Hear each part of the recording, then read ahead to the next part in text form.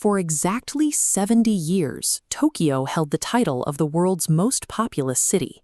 But the United Nations recently changed how its statisticians measure urban sprawl, looking past old city limits and accepting where human settlement actually begins and ends. This chart, tracking the populations of the top 100 largest cities, shows what happened when they updated the math. Tokyo immediately drops out of the top spot. The new leaders are Jakarta, Indonesia, ballooning to 42 million people, and Dhaka, Bangladesh, pulling ahead to 37 million. And these numbers are going to keep climbing. If you look at the forecast out to 2050, Jakarta and Dhaka will add another 25 million people between them. That is nearly the entire population of Australia, moving into just 2 cities over the next few decades. People move to these cities to find jobs and secure their kids' education, but the daily reality is grim. Rampant pollution, squalor, and gridlock regularly drop these massive economic centers to the absolute bottom of global livability rankings. If these developing nations cannot fix the basic bottlenecks choking their urban areas, they risk turning their most powerful economic engines into inescapable poverty traps. The core of the problem comes down to a geographic paradox. A modern megacity functions as one massive, continuous economic organism, but legally, that organism is chopped up into separate, entirely arbitrary political fiefdoms. This map tracks Jakarta's footprint over time, blindly swallowing neighboring municipalities. Today, Jakarta encompasses entirely separate cities like Bogor, Depok, Tangerang, and Bekasi. With no coordination among these neighboring authorities, the resulting traffic jams cost the regional economy $6 billion every single year. You can see this bureaucratic failure literally carved into the concrete. When Jakarta finally built its first metro line in 2019, a track stopped abruptly at an administrative boundary, ignoring the commuter neighborhoods just on the other side. This is happening all over the continent. Delhi is split between fighting municipal bodies, a national development authority, and several different government ministries.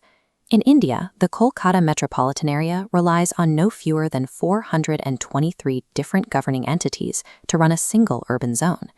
When a single city requires hundreds of competing local authorities to manage basic services, it effectively has no functional government at all.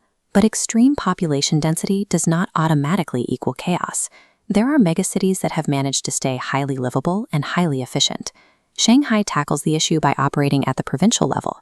The central government runs the city, aggressively overriding local turf wars so that planning and transit decisions are strictly unified.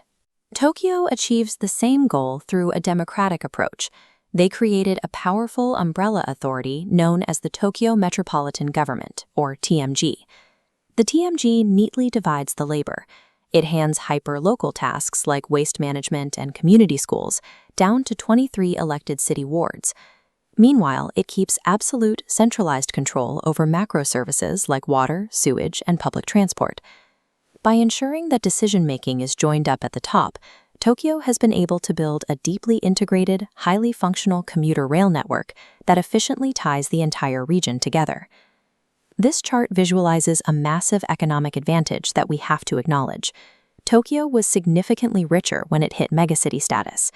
In 1965, Japan's GDP per person was $9,500.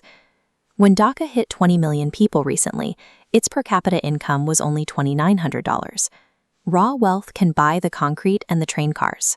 But only unified governance decides whether those pieces form a functional network or just a fragmented mess. Slapping isolated, piecemeal infrastructure projects onto badly governed cities will not cure the underlying disease. To truly escape the middle-income trap, these countries have to face a deeply unpopular reality. As The Economist notes, overhauling power structures is harder than splurging on big projects, but the potential payoffs are mega. The clock is ticking.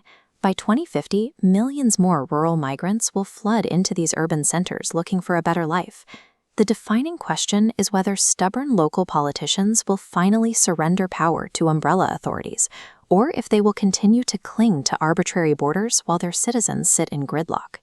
The future economic survival of Asia now depends entirely on whether these massive concrete landscapes can rewrite their political maps to match reality.